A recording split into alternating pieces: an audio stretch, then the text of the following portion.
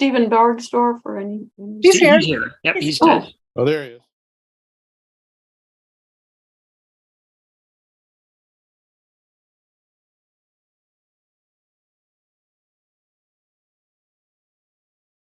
To order and do roll call. There he And is. we're on Zoom. We need to indicate the municipality of where we're at. So Heather, could you help us with the roll? I sure can. And I'm going to start the recording. So it's already being recorded and aired on CTN, but I like to do a backup recording on Zoom. So Recording in progress. there it begins. All right. So roll call. Let me get my list. We've got Stephen. Present at the Ann Arbor Airport. Nice. Jennifer. Present, and I'm in Ann Arbor, Michigan. Alan.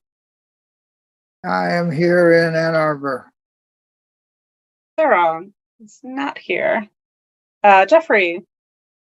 Present and in Ann Arbor. Rita.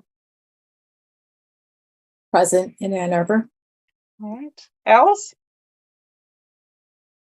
Oh, you're muted.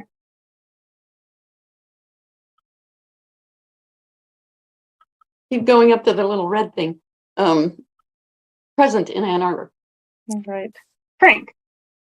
Present in Ann Arbor. Ooh. Adam. Here in Ann Arbor. Councilmember Briggs. Here in Ann Arbor. Councilmember Dish. Here in Ann Arbor. All right. All right. Thank you, Heather. Could we have an approval of tonight's agenda? It was posted online on Legistar, the number of links. I'll move. Any additions to the agenda, or can we move it? I think I'd like to request an addition at the working groups. I don't know if it needs to be added, if we're just going to do it in the working groups. Alan, Adam, can you remind me what? Yeah, if maybe as part of the, and I don't know if that we need to formally add it, but I know one thing you had mentioned was making sure we talk about marketing of the space. Oh yeah. Around short-term activation. Right. Okay, we'll add that somewhere. And I think comparable communities might be a good place. Actually, why don't we talk about it during the near-term activation if we want to just put it as a sub-item. Okay. So could we have I think we probably do need to actually amend the agenda to do that. So could we have a second on Alice's? Second. Okay, seconded by Jeff. All in favor of adding the amendment sort of sub-item under the near-term activation around marketing? Aye. Aye. Aye. Aye. Any opposed? All right. Then are there any other amendments to the agenda? All right, hearing none, could we have a motion to move the agenda as amended? Motion. Second. All right. All in favor, say aye. Aye. Aye. All right. Any opposed? All right. All right. So we have an amended agenda. Let's go into approval of the minutes from the last meeting that was linked via Legistar as well. Any questions at all about the minutes from the last meeting? And if none, we can do a motion to approve. Motion to approve. Second. All right, seconded by Jen. Thank you. All in favor, say aye. Aye. Aye. Aye. Any opposed? Okay. All right. Thank you very much. So let's go to public comment next. Heather, do we have any members of the public? Sure do. All right. The person with the number 326, ending in 326, please go ahead. Hello, this is Jeff Crockett. I hope you can all hear me. We can. Okay. Yep. So I am very excited to speak tonight because 2022 has been another successful year for the community gardens on the Common. We are just finishing up our winterization protocol. We have a series of 3 working sessions scheduled that will end in a couple weeks. But I'm here this evening because we would like to recognize the contributions of the many volunteers who made the success possible this year.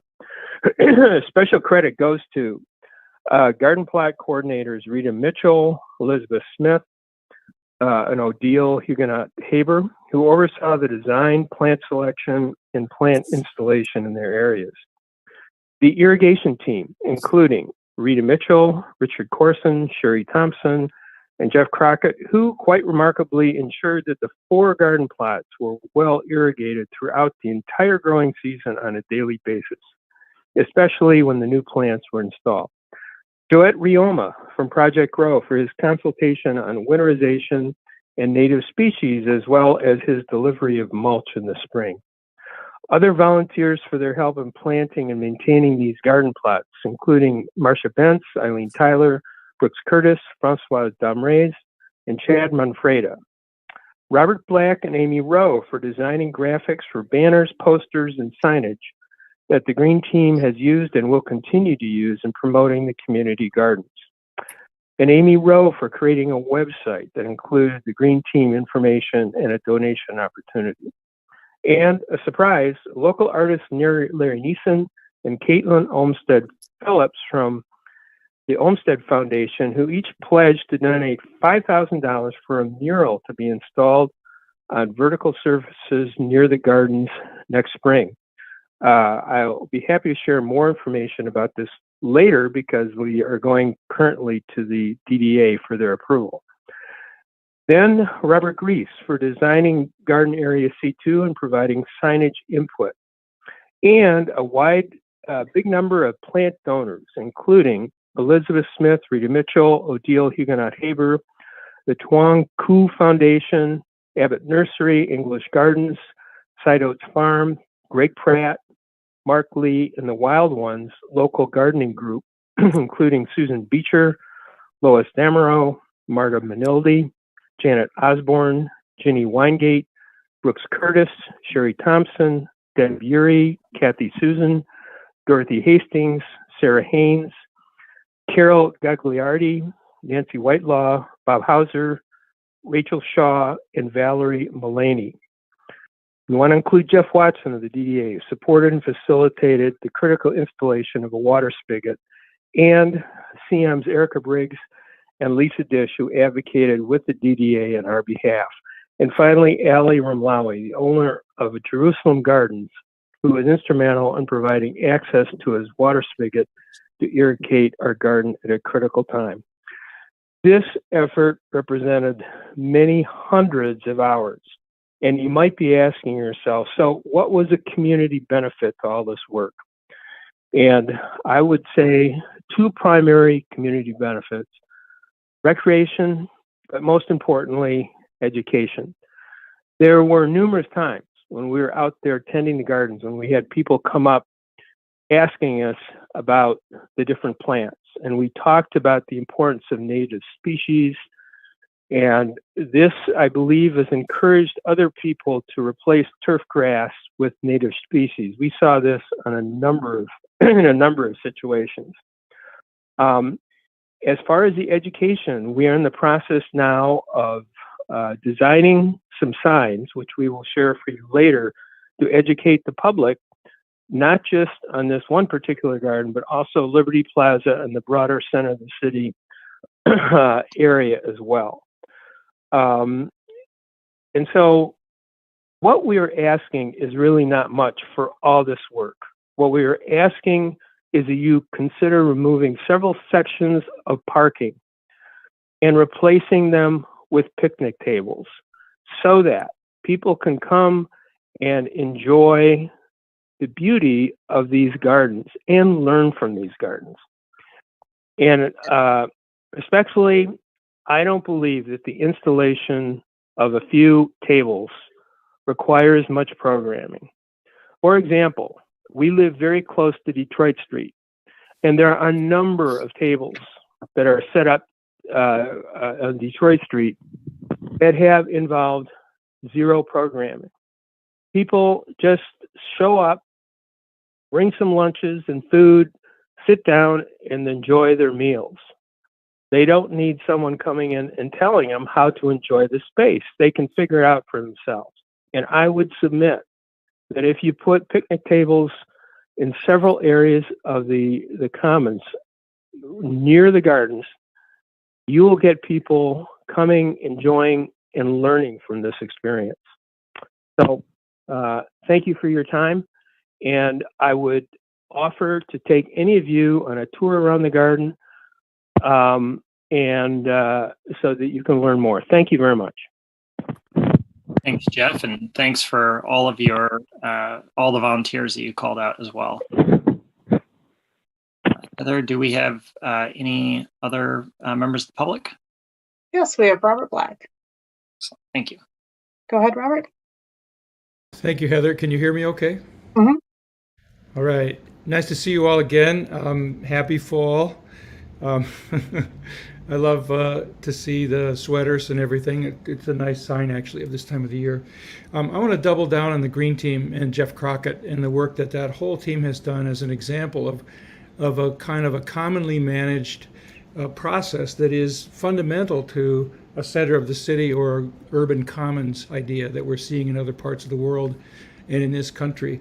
It's just amazing to me to watch the camaraderie, the respect, the organizational skills of this group of people to blend together in common purpose. And I just want to do a huge shout out to Jeff Crockett for his shuttle diplomacy and for his ability to engage people and invite them to participate without any particular proselytization, but just more of the idea of just inviting people. So, and then to let you know just a little more, Amy June Rowe lives in North Carolina. And I live most of the year, although I spend a lot of time in Ann Arbor too, but I live most of the year in Vermont. You have out-of-staters here that are helping move this along because of their commitment to this city and this process. So please be aware that you have a wide range of support in many different ways, including Caitlin Olmsted Phillips, who brought you some very interesting information at their last meeting. Just want to also remind about this interrelationship of funding sources. Frank and other people in town, I've actually met with a couple of them myself. They are willing to provide funding to support this from the private sector. Were you to have designed a hotel for this site, it would not have been paid for by the city. It would have been done as a public-private partnership. And so I'd encourage you to really look into that and get the involvement of these really shapers of the town. There are several that you already know that should actively participate in your RFP process as you move forward to make sure they are adequately represented. I firmly believe that your public and private ratio of funding, the private sector will raise a factor of 10 or more over the public sector. And that's a heck of a resource to have available. Lastly, I'd say that to really connect this into a larger vision, okay, the Bicentennial Plan, Ann Arbor 200, 2024 is coming up, the Ann Arbor 200th anniversary.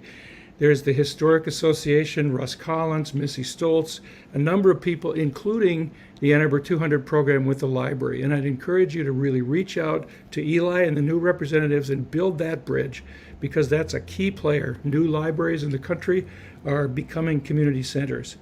And lastly, I'll say, to keep my time simple, work on alignment. I have said this at every meeting I've spoken before you for the last nearly 2 years now. Alignment both within the Council of the Commons and around it. The initiating committee is not an adversary. It is a foundational support underneath you. Use them, rely on them, and then continue to reach out for other alignment. And my sincere suggestion to you is that you, before releasing an RFP, create a vision statement for this thing. Create a mission statement also. Each part has a different intention to that, which you can study. If you look on page 7 of the task force report, you will find a vision statement that was written at the time in February of 2020. but I'd seriously encourage you to create a vision statement so you all can be aligned and the people around you and with you can be aligned. And when you do that, the community will rally even more than it is already, as we've seen with the Green Team. And that will drive the responses to your RFP in ways that you can't yet even imagine. So good luck tonight in talking about all the wonderful things. Liberty Plaza's Ann Arbor Public Power event on September 25th was one of those examples.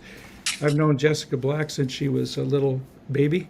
My son Ari Black, no relation, is the same age as her. She's a great asset for you from Liberty Plaza. So engage her beyond Milton Mahoney and the parks people. She is a person that could really bring a youthful thing to this as well. So I could go on, but I won't. I'll just wish you good luck in your deliberations tonight and keep moving forward. You're doing great. Thank you. Thank you, Robert. Thank you for being here again. You bet. Heather, do we have any other members of the public? We do not. Okay. All right. Thank you. So with that, then we will go into member news and updates. And I have one piece I'd like to just mention as we get into the work group updates and recommendations. But before I do that, I'll ask if there's any other items that folks would like to bring up during this section.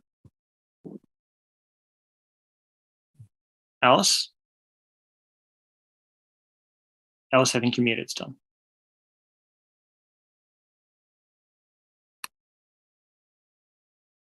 Still muted, I think. You are, yep. Mute. I'm trying. Gotcha. You're good. Okay. I think there were 3 or 4 of us from this commission who showed up for a while at Liberty Plaza. And in spite of a little rainy period, it was great. I could have used a place to sit down, but there were some chairs in front of the music platform, or not really a platform. They just got themselves in a little corner of Liberty Plaza, and it was it was wonderful to watch. I really didn't go with any purpose in mind. I would say that I was thinking it was good to park underground, and so I did. And then when it started to rain, I wondered maybe we'd have to go underground, but so that was a good adjacency. But nobody went underground. We all stayed out and got a little bit splashed at times, and it was really nice.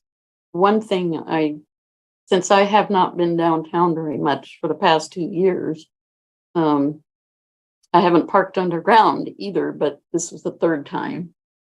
And to come up out of the elevator and see just cars, I couldn't really see what the path was to walk from the elevator in the corner that was nearest Liberty Plaza to the rest of how to get to Liberty Plaza from that elevator. So I think it's important for us to explore the area and see how we navigate and how we can't navigate as we go along and create the relationships between the spaces on this site. So that was my experience last Sunday. Excellent. And this is at one of the city programmed events at Liberty Plaza? It was the Ann Arbor Power event that had some support from ARPA funds that the Parks Department had, and it was part of the effort to rejuvenate the use of Liberty Plaza. Very cool. Excellent. All right. Any other members? All right. Alan? I really want to highlight what Jeff said about the incredible process of the Green Team getting together and making a garden and making a vision of education and a beautiful spot growing in the center of town. And his initiative and that whole team sort of becoming co-initiators, co-creators of what should develop as a very beautiful process that will spread out to the other gardens of the area there. And similarly, the Bicentennial at the International Day of Peace meeting, there was a lot of discussion of the Bicentennial and how the Commons is identified with fostering a culture of peace and nonviolence. And it really fits that as a vision for our Ann Arbor's next century. So there was a lot of sense of how this is a public meeting place. It really begins to be a agora for the community to have a conversation. And Jeff really put it together as how that creates community. And so underscore what he said, and let's have a good meeting. Excellent. Thank you, Alan. Any other members? So I just wanted to add, I had it. Oh, Rita, go ahead. I'm really sorry. You're good. Don't worry about it. I just want to say that as a participant in the H2P2 event at the Liberty Plaza, I want to thank the parks staff who did a great job in helping us to organize and to guide us through and to get us to a point where we had the event that was really very nice. So I want to thank park staff. Thanks. Absolutely. And I know that the park staff, I don't think that position ever got filled. So I know they're working extra time to make that happen. And so I think that kudos is most warranted. Any other members? So I just wanted to add, as we go into the next section, having had a chance to take a look at some of the responses to the request at the last meeting. I think that I couldn't help but sort of feel like there is sort of two work streams here. There is a work stream that really focuses on this plan that starts with the RFP and then morphs from there. And, we're going to have lots of questions to answer around, as part of that process, including the physical vision, the layout of the site, the connection, as was mentioned earlier, between Liberty Plaza and the top of the structure, the governance model and fundraising to support the construction and the long-term maintenance of the space.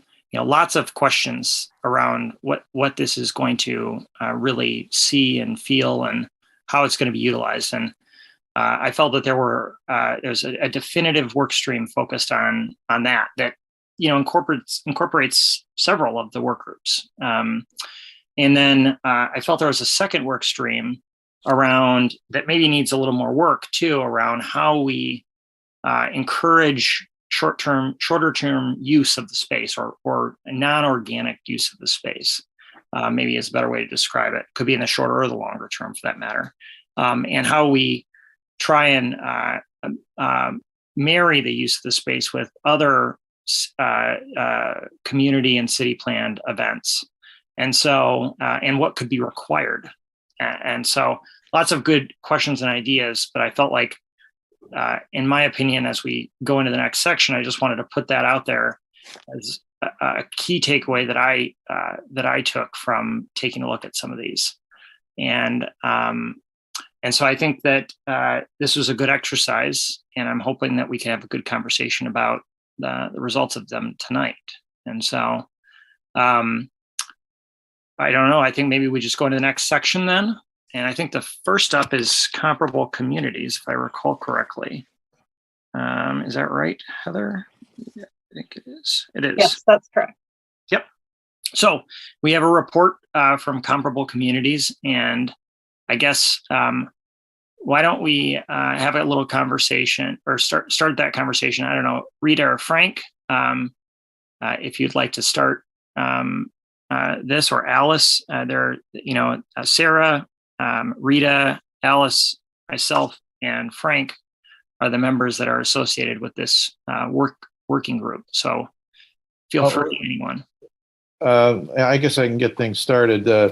This group has been reporting over the time that it's been working on studying other communities, primarily Detroit, Plymouth, and Royal Oak. And we've submitted, and I don't know if it's part of the attachments today, kind of a spreadsheet of what we've learned under a number of categories. But I think this information will be helpful both in terms of the longer term study, but also the shorter term activation. And we've learned a lot. That it's encouraging that communities right in our backyard have successfully managed the process of both longer term and shorter term activation of sites, and each are very different in terms of origins and their approach.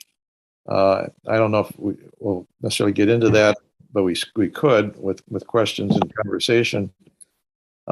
We have one more community that we'd like to take a look at between now and the end of the year, and that is our neighbor Chelsea, that has taken an old industrial site on the main street just south of the business area, and seem to have quite a community, quite a bit of community energy and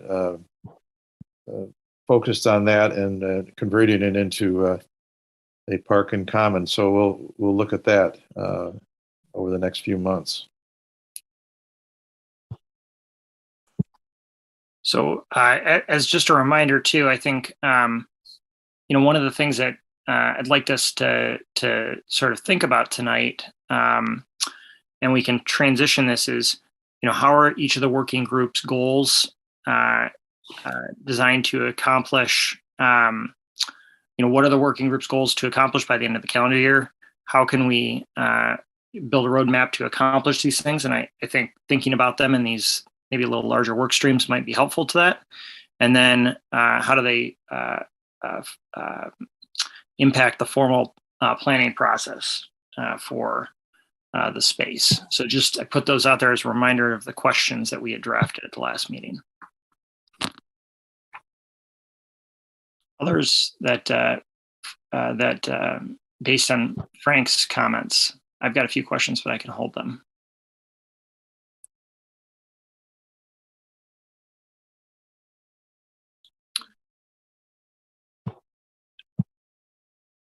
So, Frank, I think in terms of the working group, this working group by the end of the year,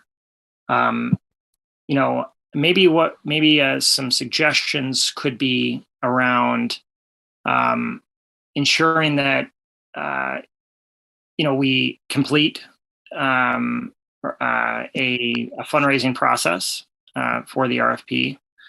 Actually, you know what? Before I get into this, why don't we report out on the remaining working groups and then have a discussion, and that might be a little bit more effective use of doing this. Alan, you've got your hand up. Go ahead. Yeah, I had one comment on this very good report. That the element, I know in the larger document that you put out, there's more information, but the element of the questions you're looking at, DDA financing, DDA role, administration, program amenities, and community response. I think we need, in addition, the role of community initiative in creating program. How does the role of making this a living place, get transferred into the community? So people, it's sort of what we're dealing with in the local and short-term activation, how to get people interested in starting program. And if we would see how that happens and the community is able to participate in the administration of all this, that might help us in designing our own endeavor. Okay. Erica. I was just going to request, I suspect a lot of this is already written down, but for the comparable communities, if that could just be, if the lessons learned could be recorded in some way, so that I know that the individual members of the committee have learned a lot, but just so that we have for posterity and for moving forward the RFP process, we have a good recording of this information and the lessons learned. Definitely. I think we can categorize that pretty well. And I believe the report is attached to our agenda. Is that reporting that Erica was looking for? It has some of it in it, that's for sure. I think it'd probably be a good idea to what I was thinking when I read these reports is that maybe there's a different way of categorizing things so that they are in, we have a pretty good idea, or could create a pretty good idea based on the RFI response of what we're likely to receive, touch points on from a planning firm. And we could maybe create a supplementary report that touches on things that we may not receive. And so I'm thinking maybe that could be that could include some things that could inform the planning process, like things mentioned in comparable communities, but it could also be things that don't necessarily inform the planning process as well, that could be important to the long-term use of the space or development of the space. So just food for thought. Rita. Well, with respect to the reporting, I guess it would be really good to get some feedback on what we have submitted, because we did, I believe, submit to the group a sort of a crosstab of categories of actions that are listed in the summary that was submitted tonight. But it compares each of the three cities, center parks, across multiple things, that the categories of activities like financing, like the DDA involvement, et cetera. So I think we've done quite a bit, but we haven't had discussion of it or much feedback. So feedback would be great. And I do want to add that I felt that each of the cities that we spoke with was really enthusiastic about what they have, and that they see it as a good community resource. And that's what I would like to see us build into our mission statement, if it's not already available in what we've written so far. That's all. It's a good suggestion. Are there some other pieces of feedback around comparable communities?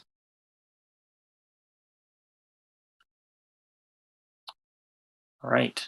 Why don't we move on to the next one, and then we can, I think it would be helpful, in my opinion, to talk about the next steps and make recommendations after we go through the report outs. So the next one is the Block Partners group. And this one had Erica, Jen, Ellen, Sarah, and Jeff on it. And so I wanted to open up, and I believe there's a report attached as well. Yeah, I can speak to it if you'd like, because Sarah's absent today.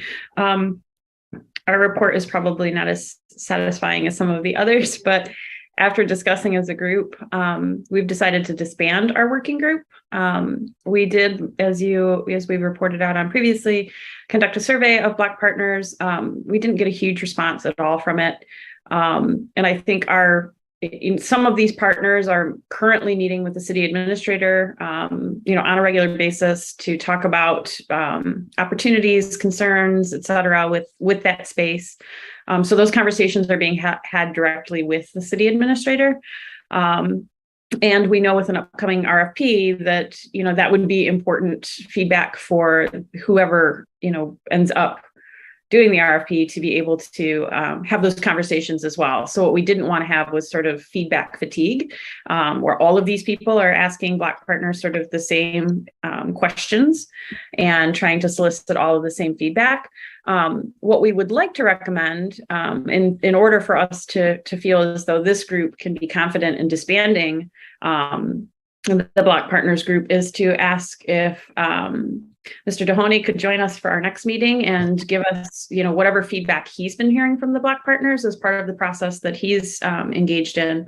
And I think the second piece of that would be to ask for somebody from Parks to come and talk about recent Liberty Plaza programming. And I know we heard some of that from, our, comrades tonight, but just in general, what is currently on the agenda to activate that space, what has been successful, what works, what doesn't. So we're asking for a bit of time, I think, on the next agenda, if that's possible, to just sort of have that conversation and hear from the people who are really doing the work and already sort of, creating a duplicate process for us. So we want to avoid that.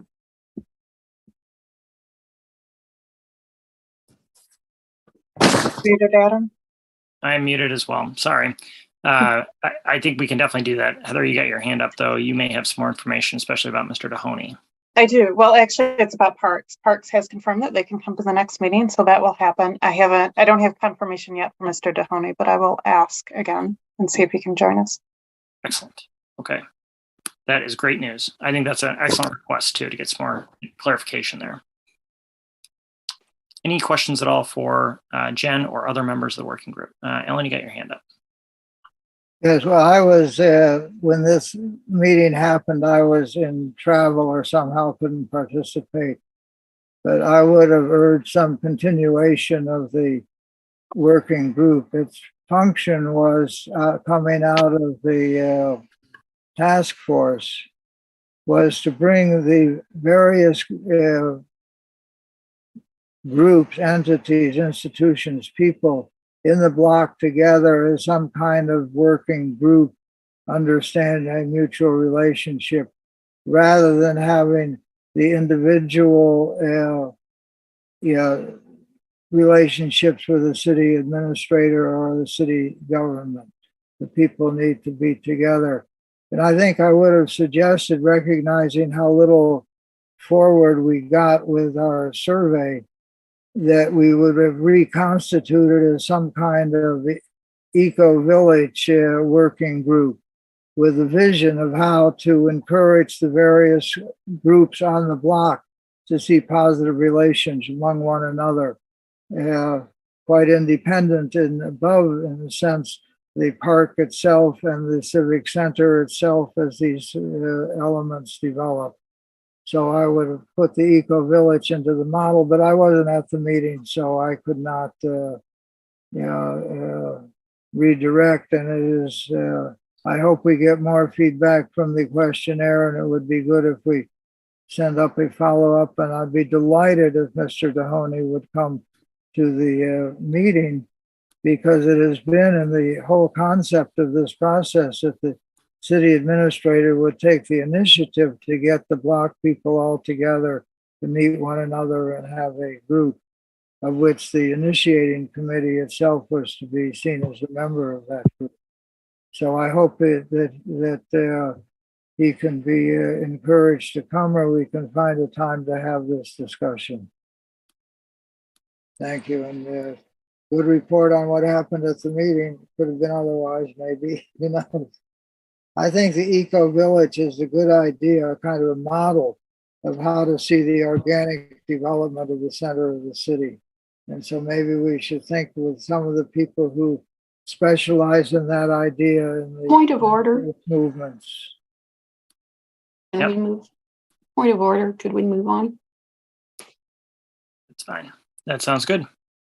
Thank you, Alan. Okay. Why don't we move on to the fundraising RFP report? Frank, did you want to highlight this a little bit? You are muted. I think our major focus continues to be raising funds for the study that will come out of the RFP. I think our initial goal is to raise a minimum $90,000, and we are about $20,000 short of that goal. I think ultimately we need to raise probably another $30,000 to complete the study, but I'm still hoping that with the $90,000 in commitments, we can get started, because I'm convinced, based on my experience in fundraising, once you put the shovel in the ground, so to speak, others will see the the reality of what's happening, and we'll get involved to help complete the funding. So we are talking to individuals and community organizations between now and the end of the calendar year, and asking for support. And without specifics, I think those conversations are going well, and the ones we are anticipating will have similar positive results as we move forward. Securing this funding is absolutely critical to advance the center of the city, both longer term, but also shorter term. I think if people see the longer term vision and plan coming together, that will only help stimulate near term activation as well. So, Adam, you may want to add some technicolor to that. Yeah, I mean, I would just second what some of Frank said. I've been part of some of these fundraising conversations as well, and I do think that there is, clearly there is interest. We wouldn't be gaining financial commitment support without it, but I do think that the momentum will be important. That we start to make progress, and obviously be conscious that we're not putting the city in a spot where any respondents to an RFP would be, wasting their time, anything like that. But I do think that whatever we can do to build momentum, particularly with private donors, would be helpful. So I think that'd be the only other piece I'd add. Alice, I would let me just follow up just briefly. It's clear at this juncture that the community support component is going to be significant, at least initially, 2 or 3 times that of the city's support. Not to make light of it in any way, we wouldn't have the conversations we're having without that city support that Erica was able to secure. That's been absolutely, a cornerstone importance. And I've been saying for almost a half a decade now that this has to be a strong public-private partnership in order to succeed. I don't know about Robert's 10-to-1 formula. I've got a lot of gray hair. I think I just sprouted a few more gray hairs with that formula, but we'll see what transpires in the coming weeks and months. That's good. Alice, you'd get your hand up. Yeah, it's maybe a small thing, but I think part of the challenge in fundraising and in engaging the block group partners is marketing and branding. It's like, what are we doing here?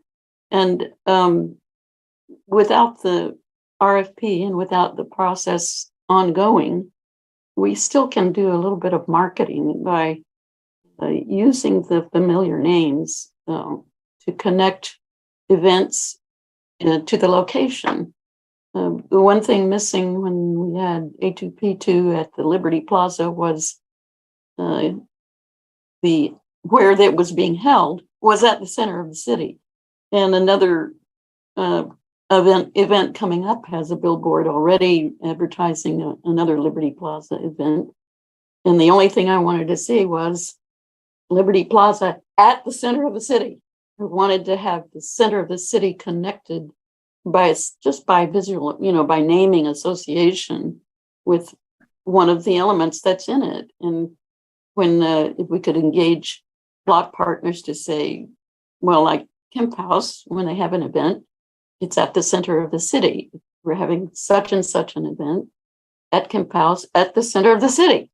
And that would be a small way to start the branding.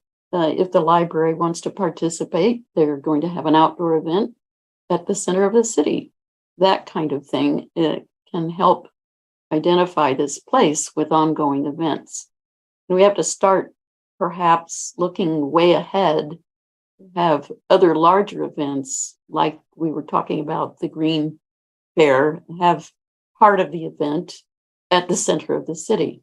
And that should help us promote the recognition of the centrality of our place and where it is, and associating it with these nice institutions and businesses. So I just wanted to maybe tuck in the idea of marketing into some of the things that we're doing with the working groups. That's fair. Alan, you got your hand up. Yes, well, as a colleague of Alice, I agree with that completely. That's why Proposal A said to be developed as an urban central park and civic center commons known as the center of the city. So we are developing something to be known as the center of the city. And yes, as Alice says, we should reinforce, underscore that. It is also, though, what I encourage, it is the commons, which has a component of user self-management. And when people think of like Boston, there is the Boston Commons. It's a common name for a more complicated space.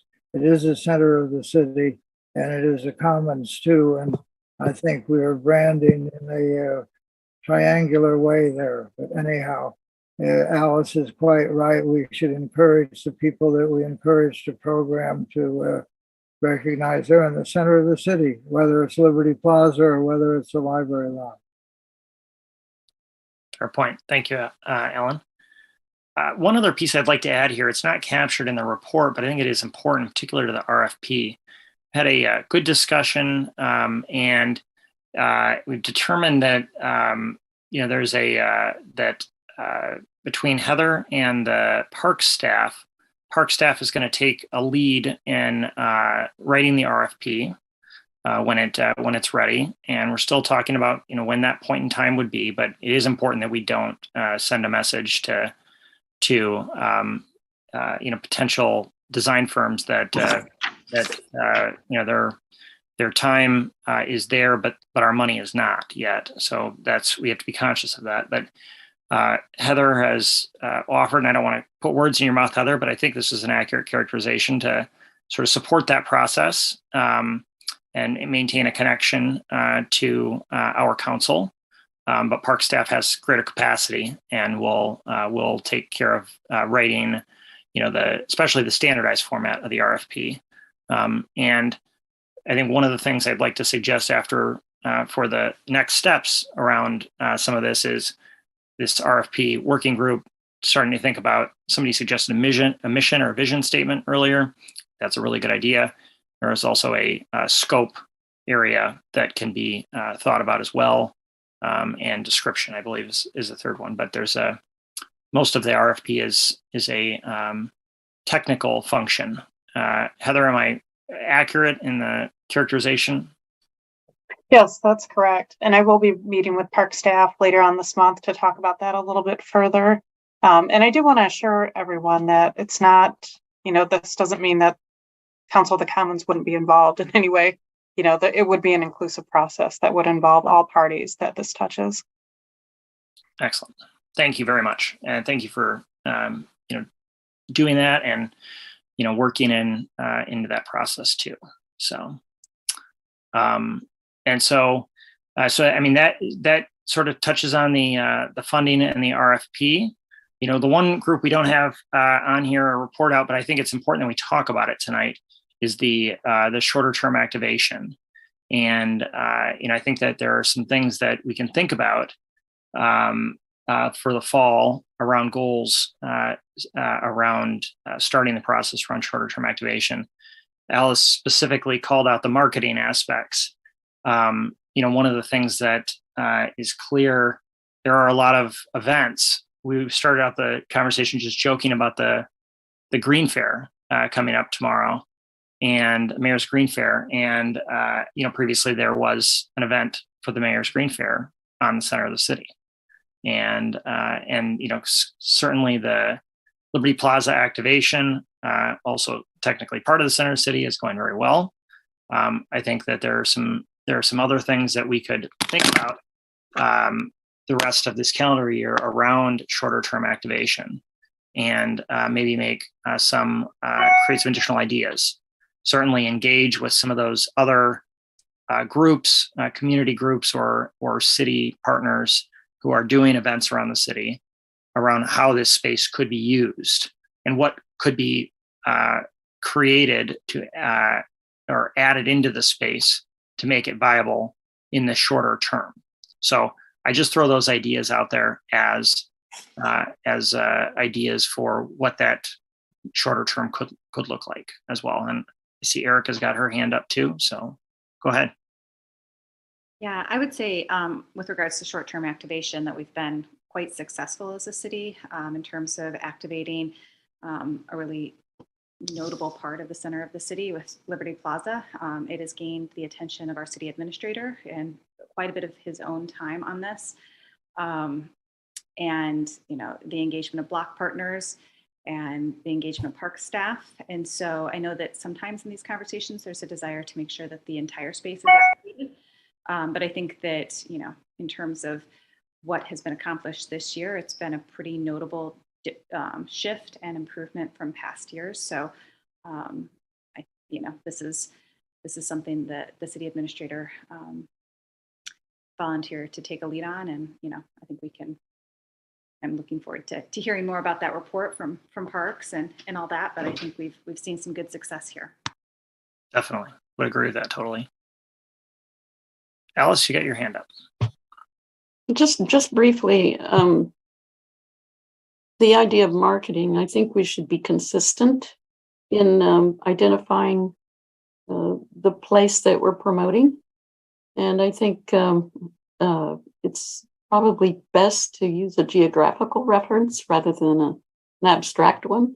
That's why I consider center of the city so important, is because it does highlight the location, which we hope to be more and more central to the activities that are promoted and put on through the closure of streets. And when there should be a really great place in the middle of the city, which is what we're working toward. And if we can get some of these lighter uses located at the center of the city, whether it's through the Liberty Plaza or the Green Fair or whatever, we should start identifying it consistently as the center of the city. Also, I wanted to mention that ARPA funds were used in helping support some of the things that are happening at Liberty Plaza, specifically that one last weekend with A2P2. It wasn't direct support for the group that occupied the plaza, but there was a small amount of funds that were used as part of the allocation that was received from the ARPA funds for the reactivation of Liberty Plaza. We need to kind of keep that in mind. We don't have those funds available for the center of the city, unfortunately, but if we connect those events, I think it's a pretty good association to rely on. That's good. Frank, and then Erica. I just want to echo Alice's observation. I think Alan is probably agreeing with this too, that to begin to, as part of the marketing and building identity, to begin to refer to events at Liberty Plaza as part of the center of the city. How that actually is stated, I'm not sure, but to link the two together. And I wonder if this council could have a role in perhaps considering a resolution to the city council that to encourage this, that events begin to co-brand and market. This kind of conversation has been going on in the initiating committee meetings over the summer and so on. And I just think it seems to be a logical piece of short and longer term activation to begin to identify in people's minds the location of these activities and the encompassing nature of the various elements. You mentioned Kemp House, Liberty Plaza, the library lot. So I just throw that out as something we might want to bring forward, say at the next meeting, or I don't know, but just to formally resolve and encourage that kind of identification of the center of the city. I want to put a pin in that thought, Frank, before we move it forward individually. Okay. We'll come back to that. So, Erica? A few quick thoughts. Alice, you had mentioned that that ARPA funds were being used on the center of the city in conjunction with Liberty Plaza. Per the charter amendment, the center of the city includes the entire block, correct? And so they are being used at the center of the city in terms of these terms. And so I think we should acknowledge that it is being used as a portion of that. Again, we often get focused on one portion of this block. I am not a marketing expert by any means, but I would caution this group a little bit that the center of the city term has become fairly politically charged in our community. And sometimes when building consensus and trying to build a different path forward, a little rebranding might go a long way. And maybe there's not a need to focus in on names as much right now as moving forward really important parts of this work, like creating a plan for the future with the RFP. It's a fair point. Yeah, I think it requires some further discussion, perhaps in a working group or something, because there wasn't any intention on my part to substitute the center of the city for Liberty Plaza or Kemp House whatsoever. And I did not know that the point of view of those ARPA funds actually benefiting the city of the center was anybody's opinion at all. I just thought it was in response to the problems that have to be solved at Liberty Plaza, and not really recognizing or not really trying to associate those funds with the center of the city itself, the library lot part of the center of the city. But it is a continuing confusion, I think, out there that what we are talking about is a whole entire block. And I think a lot of the people on that block don't really consider themselves part of the center of the city. But we've got a building a block and a half away that's called City Center Building. So, there's I agree with you, there could be a lot of clarification needed, but we also can't just name a very important park with some special name honoring somebody or something. And do we call it Centennial Park? We haven't made that decision, So I think it's best to be generic about it. But that's my opinion. I think you're both saying very similar things here, actually. Ellen, you've got your hand up.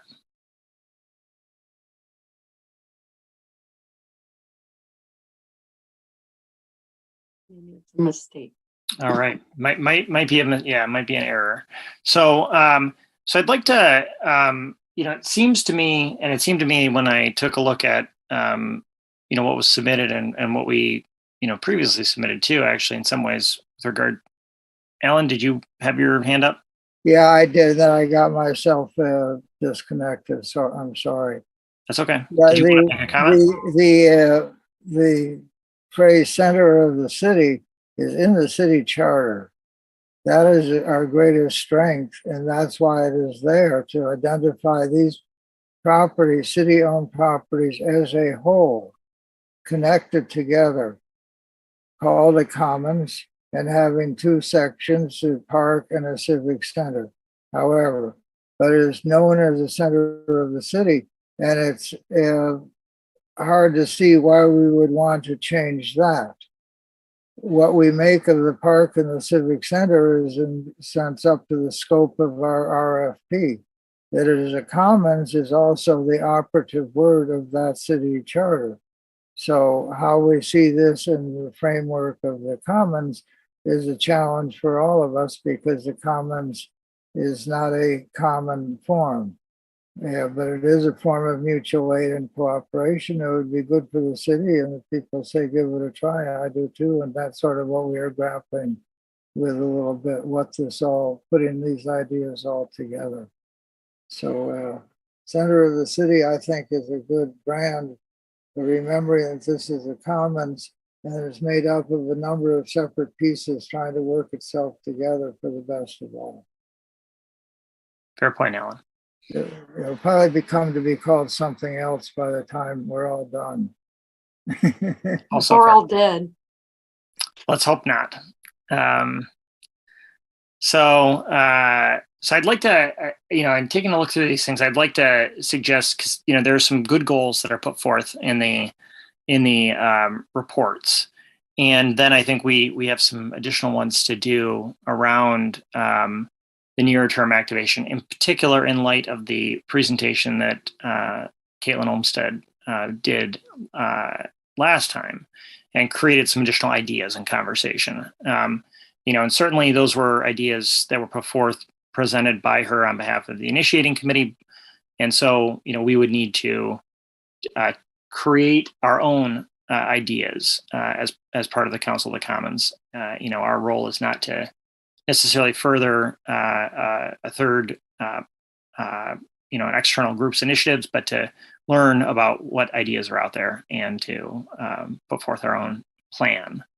So I'd like to suggest that we sort of, and I think we have to be conscious of this because I don't want to run into quorum issues, but try and create a couple of these working streams. One that is more dedicated to getting this long-term plan done, which will include prepping for the RFP, the fundraising components, this research, extending the research on comparable communities to focus a little broader.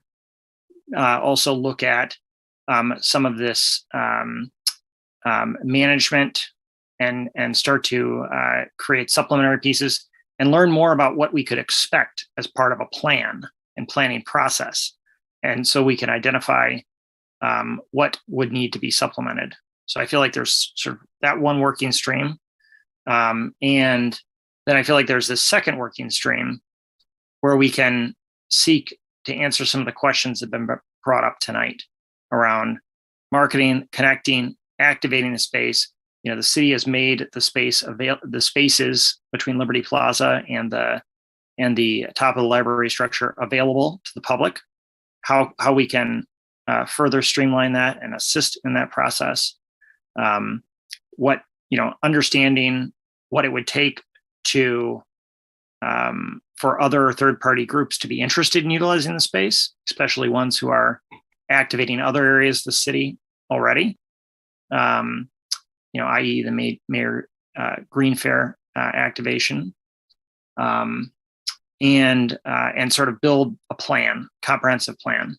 And so I feel like, we've had these working groups and I think these are good, but I'd like to see how we can figure out by the end of the year to take the goals that were put forth and feed them a little bit more into these comprehensive plans. It seems to me there are really two work streams that require two comprehensive plans. There's sort of an activation work stream and how we push that. And then there's this sort of planning or pre-planning work stream. I'd like to gather folks' thoughts around trying to move towards that and have some plans based on the goals submitted for tonight be part of our deliverables by the end of the calendar year.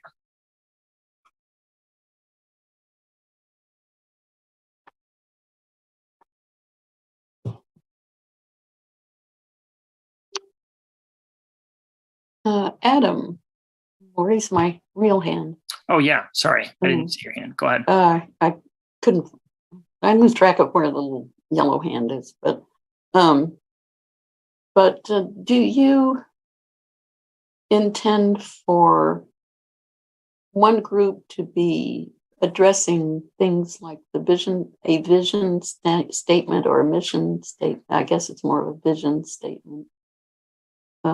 Plus I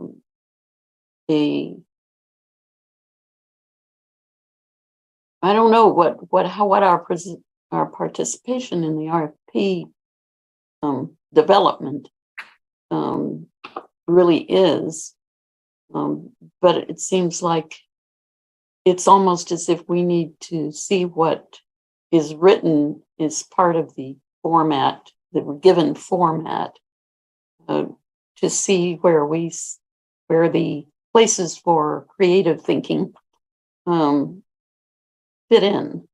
I think it might be helpful for us to. And the problem with that is we are facing a requirement that a sufficient amount of funding is secured, so that after we have the RFP and it's done and it's gone through the process, that we aren't stuck at the time we want to begin making the physical transformation and the establishing the management and future custody or stewardship of the space. I think, Alice, I think that's should be part of answering those questions, and some other ones should be part of that longer term plan. Series of recommendations that would help inform the RFP and include sort of ideas around the scope. I think one of the things that, as I was thinking about this, that we should really look at as part of that is, there are other examples, just like there are other examples of properties within the city that are managed differently than the neighborhood parks, like Kemphaus and the farmers market, et cetera. There are other examples of privately funded projects as well, and so like the skate park is a good example of that. And what can we learn from their RFP process? What did they look at? And so I feel like that work stream includes not only just that, but it includes some of those pieces as well. And I think that as I looked at the reports, just felt to me that we were sort of siloed in some regard. And I think that if we're going to have comprehensive informing of really the next two steps, which are long-term planning and then the activation that leads up to the long-term, that happens especially during the phase while we're doing the long-term planning, we should probably be a little more comprehensive. So I'm just trying to suggest maybe reorganization of our work a little bit, so that with that goal in mind. Frank and then Erica. And you were muted, Frank. So. Yeah. I think I like the direction of your thinking, and I'm jotting down notes, and my 78-year-old brain probably isn't doing that great a job. But I don't know whether you and Heather or sort of capture what you're talking about right now in a bulleted outline of these two initiatives, the longer term plan and the shorter term plan, so we have a document to sort of react to. I'm just thinking of maybe one page. Both of these could be handled on one page or one page each or something, just so that we have something to take away from tonight's discussion to react to and amplify and add to in some way. Yeah, I'm certainly happy to type something up, and we can, Heather, I'll certainly can tap your expertise on some of this. And then we can send something out. We do have to be conscious of the OMA. So let's, if I think maybe the response to that would be, where you want to participate. And I think the working groups, the membership of the working groups in particular sort of informs that, but we can definitely put something together and ask for, response of where you want to participate. And then we can, start up the discussion there so that we're not in violation of the OMA. Okay. Erica. Yeah, I mean, I think Frank has the right idea in terms of consolidating some of the thoughts around this. I tend to think we really don't need to reinvent the wheel too much. We've already done this process. It's already in the RFI. We've already gotten responses to the RFI in terms of what we want. I think that's not particularly challenging. I mean, of course, the final RFP, there may be a wanting to blend in the best of what we've learned through the RFI process. The real challenge seems to me to be making sure that we have the funds to be able to release an RFP. So in terms of where volunteer time might be best spent, I would think it's probably best spent on the funding piece, because I think the other piece will come together pretty darn quickly because we've already done that work. I think that's a fair statement too. Mhm.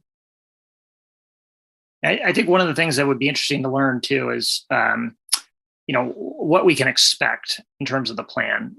Is the plan going to encompass some of the other questions that we'll need to answer around, the management of the space and other things too. So I think that those are outstanding questions. I don't know. I'm not, familiar with a planning process like this, but I think, we will want to answer those questions at some point. Somebody will. So I can put together a document around sort of this idea of creating some comprehensive plans, send it to everybody. Alice, you've got your hand up. Yeah, I get a sense of circularity here a little bit, but I do appreciate the idea that funding is one of the best places to put our efforts, because it appears that whether we like it or not, we're being asked to provide a much more significant portion of the funding for this particular unique and challenging and challenged perhaps site and intentional use of it, center of the city. So it's going to require a lot of creativity there. And that might be, I think we have failed to really highlight in our discussion tonight to take account of how important that funding and fundraising is. We have some great ideas about marketing in order to get it in front of people. Perhaps they are easier to come up with, but to actually come up with the money is going to be harder.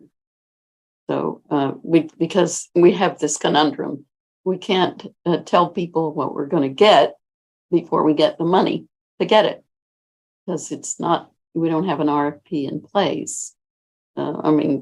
So that's the challenge. Egg and chicken kind of a thing. Yeah, I think that also too, though, if we can go through this exercise a little bit, we can probably have a pretty good idea, and maybe are speaking the same language at that point around what it is that we are going to get, which makes selling that those to those potential contributors a little easier. So I'm hoping that we can sort of create a couple of common languages, both around a vision for the plan, including the areas of the RFP that are not standardized, and then separately a vision for the activation. And I think, I have found in my political avenues that data is not what motivates people. It's vision, and it's excitement, aspiration. Imagination, yeah. Yeah, that's exactly right. Much to my chagrin as an engineer, that was a very disappointing moment in my political career. Engineering is problem solving, so that's requires imagination too. Logic was not quite as high up on the motivating scale as I hoped. Alan. Yes, I think this is a good separation, or some kind of separation, that there is the scope of what we are looking for as a long-term plan consulted by consultants through the RFP. And I certainly want to be part of that, and I want us to include the widest possible scope, including as much of the community input that's happened over all the years as we can to put on the laps of the people who are going to make the best of various options, no doubt. And then there is the sense that this needs to kind of hop along with the seasons and with the calendar. And that's quite independent of what the long term is, because it's sort of what, in a way, we try and do, and what the Peace Day was, and what it would be fine if we were doing something for Indigenous Peoples Day or United Nations Day or Armistice Day or any of this calendar, or just have it open for flea markets and stuff that people could begin to make use of the space.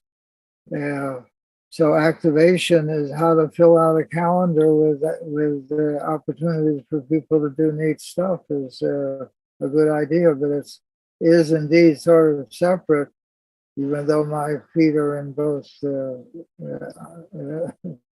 aspirations. So I think it's if there are people that want to do both, I don't know. Well, I think we can figure that out. And so I'll take that action item then. They take it as a directive to somehow get us that, what would be that long-term, inclusive, diverse, and equitable approach. Well, I think the other thing too is that, you know, our role is to provide recommendations to City Council, and so, you know, one of the pieces of that, of course, is the plan, and the plan that's to be professionally developed. We hire a firm after the city hires a firm after the RFP is complete. You know, but I think the plan we've all discussed, certainly what we've learned in comparable communities, is there's going to be a lot of other things too, and that will create inputs into the RFP process, but also will affect other things too. And so I think this falls very much within the scope. And it feels like to me there really are only these two work streams, and then we've sort of maybe more granularly subdivided our work previously. It just feels like we need to be a little more comprehensive. So, Alice?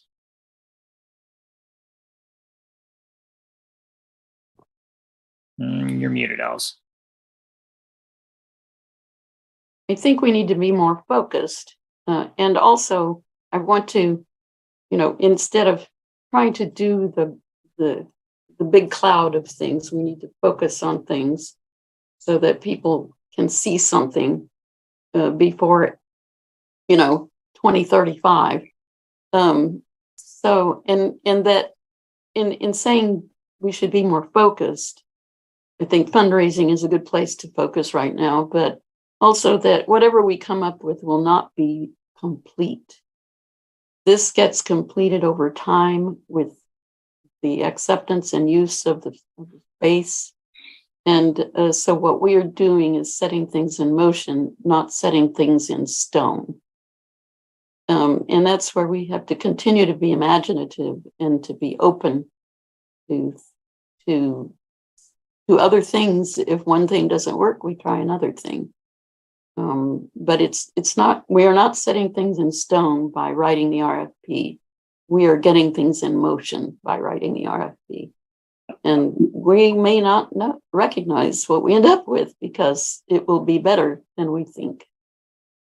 I think that's a very good way to think about it. All right.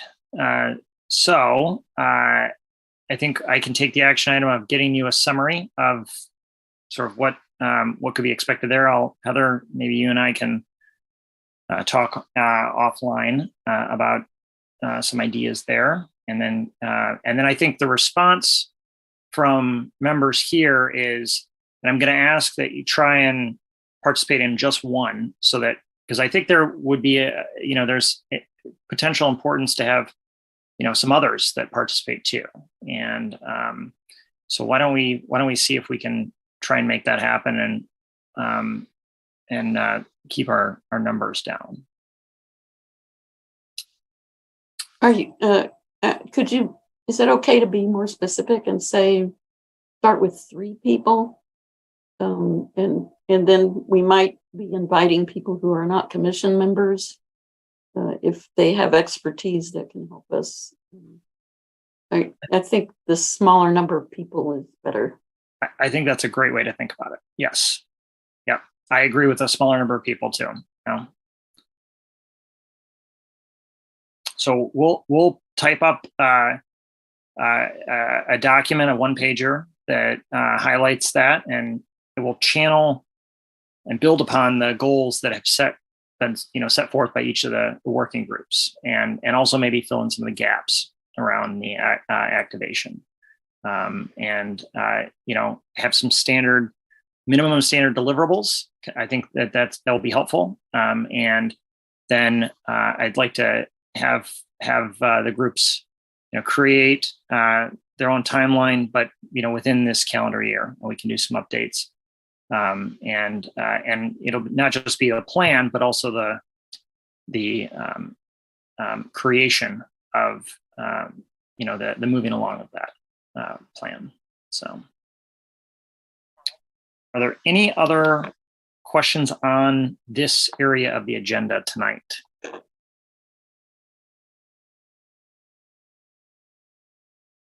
Okay. Next agenda items. I know we talked about one already, having Mr. Dahoney in, and some good suggestions there, and parks. I think that's going to be really good, especially following up from our PAC discussion earlier this summer. I think we've talked about this third one too, around starting up these work streams. Are there other items that folks would like to have targeted on our agenda for the next meeting? I like your cat, Jen. He's so obnoxious. Thank you. We have a cat too, and they do all of the wonderful things. Yep. Other agenda items, we can always add them later. So, but we've got those items for now. And so if there are things that pop up over the course of the next few weeks, let's make sure we put those on the agenda, and we can just submit those. I did want us to follow up on the proposal that Caitlin Olmsted put together from the Olmsted Foundation. She gave quite a presentation, and in the short run, it suggests several possibilities in terms of fundraising, such as the Michigan Employment Development Commission or whatever, Economic Development Commission. And we should see toward activation how that plays into next steps. Ellen, I think that resource, as well as the other ones, just like the task force report too, can inform these working group plans, if that's okay. I agree with you that she definitely put forth quite the presentation last time, and that can be very helpful. Erica. In terms of feedback, I might just suggest that we could direct any feedback that we have individually towards, I don't know who the best point person is for that, but I'm not sure that that's, it would be hard to come up with necessarily a commission-wide feedback on that presentation, I think. I think that's a very good point. Why don't we can, how about you and I talk offline, and then we can establish who that good feedback mechanism looks like. Other items are on next agenda items. Okay. In that case, we will move on to public comment, I believe is next. Heather, do we have any members of the public? We do. Wow, we're speeding right along tonight. Robert Black. Don't change this. Yeah, sorry. Thank you, Heather. Can you hear me okay? Mm-hmm. Just kudos, you guys. Nice job. I remember your meeting last July where I was completely inspired by the collaboration and cooperation that was going on. You hit the bell again tonight. Thank you. I really loved listening to you, and there was very little contention about disagreements, more like agreements and alignments. And I just want to echo a couple things real quickly. Alice hit the nail on the head with branding and marketing. And the other part that I had mentioned early on too is about vision and mission. I think as you get those aligned, you will find that the rest of the alignment, both within this group and the other groups, like the initiating committee. By the way, the initiating committee technically is an outside group, as Adam said. Yet I really would hope that you begin to reflect on that and see that as an ally, just as you begin to see other parts of the group. If you go to the Green Fair tomorrow, you will find A20, the Centennial Commission, Ann Arbor Water, Forestry, Give 365, NAP is in there. All of those groups are potential allies to the Commons, the center of the city. And also, if you went to the 50th anniversary of Project Grow, you saw a poster that was made by the initiating committee that had a logo on it that shows the 5 wards of the city with a little red circle in the middle. And it says center of the city, it belongs to you and me. So I applaud your idea to find a theme for this, something that works. Maybe for now, I thought Erica said was very good. Let's avoid the contention within the community so you can draw more people in. Maybe it's called the Heart of the City or Ann Arbor Commons or Central Park or something else like that. But be creative about it and keep an open mind. And as Alice said, this is just getting things in motion, the RFP. If you read through the other RFI response that was there, it talks about a basic fundamental process. Adam referred to as pre-planning. I called it in the very first meeting I commented to you, it's called programming architecturally. It has a soft part to it and hard parts to it. You may want to consider that the RFP is almost a 2-phase thing, where in the initial pre-planning work, where you kind of test the waters, you integrate that with the short-term activations so that you get real-time feedback. The people I know that do research and innovation and rapid prototyping use that kind of real-time feedback to gain advantage at lower cost and more rapid results. And with that in mind, I wholeheartedly support Adam's idea of a non-organic process, where you put this down on paper, have a calendar, not just from now to the year end with your working group goals, but that you make a calendar out into the future a little bit and just let that be a template. When my dear friend Peter Pollack, a great planner for the city, talked about this, he referred to the idea of framework plans. Because as Alice said very well, we may end up with something very different. And if you keep an open mind and refer to the collaborative process and innovative process, you and all the rest of us will be amazed. So good luck tomorrow at the Green Fair. Find those liaisons there that you can bring into the space here. And I really hope that Mr. Dehoney, the Parks Department, and the other key people, and a reminder about Jessica Black, she is a great resource within Parks, an activator herself.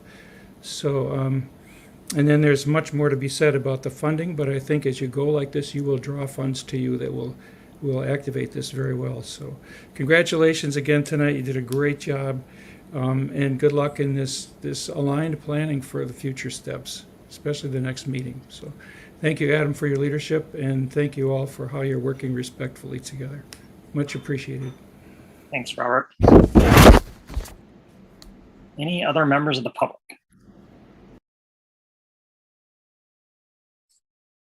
No, I'm not seeing anybody else with a hand up. Okay. In that case, could we have a motion to adjourn? Move to adjourn. All right. And motion and seconded. All in favor, say aye. Aye. Aye. All right. Have a wonderful evening, everybody. Thanks, everyone. Yep. Bye-bye.